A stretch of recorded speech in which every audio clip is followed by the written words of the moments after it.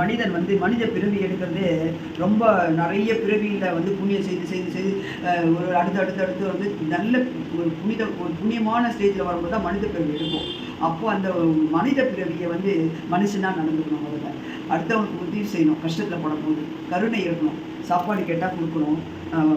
நல்ல மனம் சொல் செயல் நல்லதாக இருக்கணும். பொய் பேசக்கூடாது, திருடக்கூடாது, ஏமாற்றக்கூடாது, பேராசைப்படக்கூடாது, காமம், கோபம், பயம் இதெல்லாம் இருக்கக்கூடாது.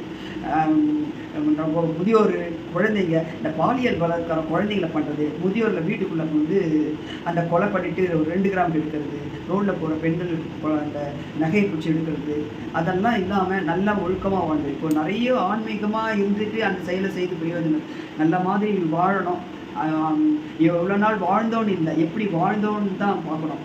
அந்த எம்ஜிஆர் பாடலில் வரா மாதிரி. அதனால் நம்ம வந்து நல்ல மனுஷன் நல்ல சொல் செயல் செஞ்சு நம்ம வாழ்ந்ததுக்குரிய ஒரு இம்ப்ரெஷன் பதிவு, ஒரு நல்ல பதிவு நம்மளை பற்றி எவ்வளோ பெரிய மகான்கள்லாம் விட்டுட்டு போயிருக்காங்களோ அந்த மாதிரி ஒரு நல்ல பேரை நம்ம பேரை விட்டுட்டு போகணும். இந்த காமராஜர் அந்த மாதிரிலாம் எவ்வளோ பேர் மகான்கள் எல்லாம் ஆன்மீகம் அது மாதிரி நல்லா செய்துட்டு தப்பு செய்யாமல் நல்லபடியாக வாழணும். அதே மாதிரி நாட்டுக்கும் பாதுகாக்கணும். நாட்டுக்கும் தப்பு செய்யக்கூடாது.